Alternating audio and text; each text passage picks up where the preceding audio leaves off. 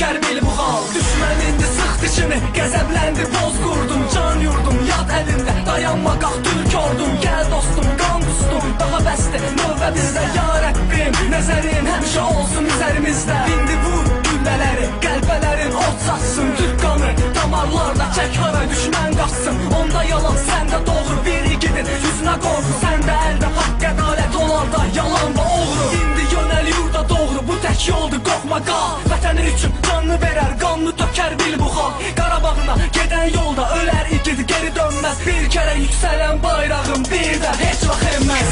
Gönlümü yandırar həsrət sızlayar içim. Qəlbimdə qopar tufanlar, hər şey vətən üçün. Sən güclü ol, qalx ayağa, bitməsin gücün. Yoluna qurban olar canım, hər şey vətən üçün. Can vətən, nələr sən gördün amma əyilmədin. Nə xainlər, nə satqınlar, amma yenə yenilmədin. Enmədi ki bayrağın, tükənmədi. Bir an gücün lazım gəlsə beləlik can. Axı hər şey vətən üçün. Sənin gücün Çingizlər, yaşayırlar qəlblərdə. Sənin gücün mübarizlər, vuruşurlar cəbhələrdə. Kölgələrdə qalır çoxu, sərvətinsə gözdağı. Bir fərman yetər bizə, qaytararıq Qarabağı. Üç rəngli bayrağın daim gözümün önündə.